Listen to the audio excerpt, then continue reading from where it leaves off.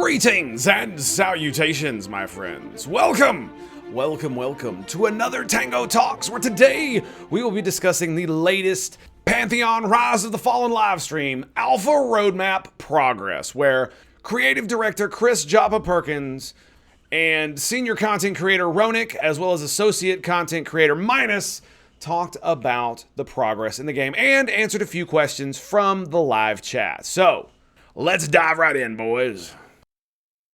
One of the biggest things showcased in this live stream was the network update, and lead networker Kyle showed off a demo of their networking library vinyl. And I gotta admit, I was pretty impressed by the demo. I'm more of a nuclear engineering kind of dude, and not kind of like the network computer programming kind of guy. So a lot of this kind of went over my head as far as like the technical aspects, but you kind of get the gist of it just by watching what he's doing and what is going on. I understand the basics, and essentially what they've done, they've increased the resource efficiency of their servers so that they can have more people interacting with the server and with each other through the server while using fewer resources to do so. I cannot do this justice. As I said before, this is not my forte. If we were talking about hot rocks and Steam, this would be a whole nother ball game. But I highly recommend that if you are curious about what this means and exactly what they said, that you check out the live stream yourself and at least watch this part in the networking update. And I will include a link down in the description below. So if you do want to check that out, you could do so very easily by just clicking it down in the description. Alrighty, and moving on to the next part of the live stream, we are coming to where Joppa talks about the pet system. Somebody asked about it in chat, I believe, and so Joppa went into a little bit of detail. And one of the things that he said is that one of the reasons why they don't have a pet system, especially the way they want to develop one, it's just not really feasible at the moment. And I will let Joppa state this one for the record. It literally comes down to waiting until we can do it right.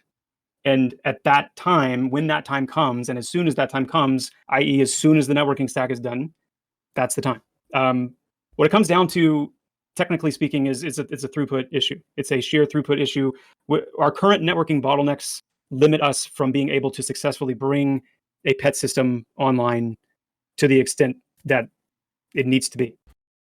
All right, to continue on to what Joppa was saying and to summarize a little bit, they already have stability issues when a zone reaches a certain amount of population. And so to add the pet system on top of that, especially when everybody would make a class with a pet, that they would have some serious server issues. And so I completely understand, at least from the reasons that they give, why they have yet to do it and why they are waiting until the best time in the development pipeline to do it. So the reasons he gives are pretty logical and reasonable. And so hopefully once the networking stack is done, we will get to see the implementation of the pet system with the Summoner, Ranger, and the Druid. But I did notice that Ronick left out the most important class in the entire game, and that is the Enchanter, and any pets relating to that other than just charmed mobs. So we'll have to see about that.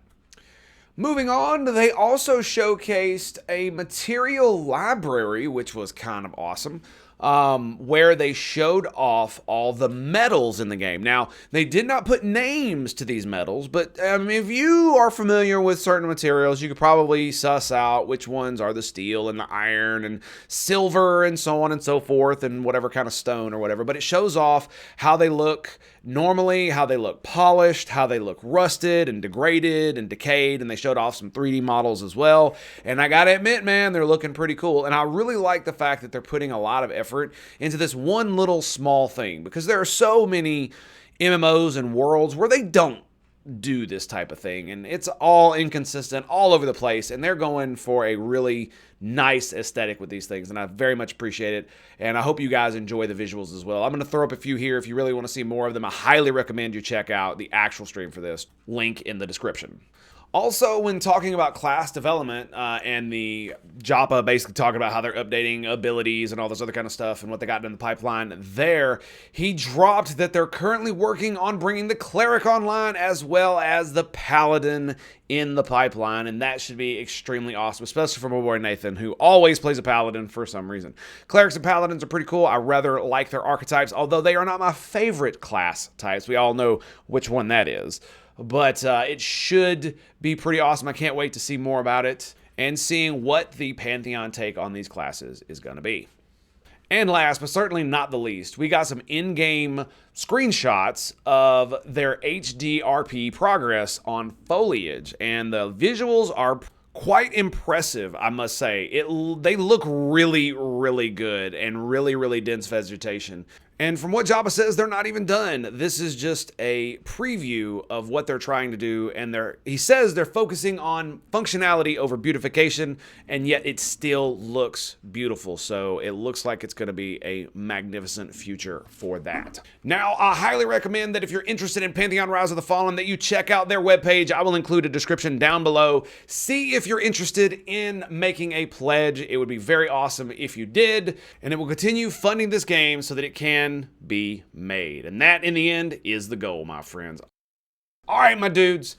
I think that's going to be it for Tango Talks today. Thank you very much for being here, and I hope you guys enjoyed this video. And if you did, throw a like and subscribe and all that good stuff. And also, I stream almost every single day at 8 a.m. Central Standard Time and noon Central Standard Time on twitch.tv/Tango Hotel. That's twitch.tv/Tango Hotel, and I hope to see you guys there. So until next time, my dudes, it has been a pleasure. It has been an honor.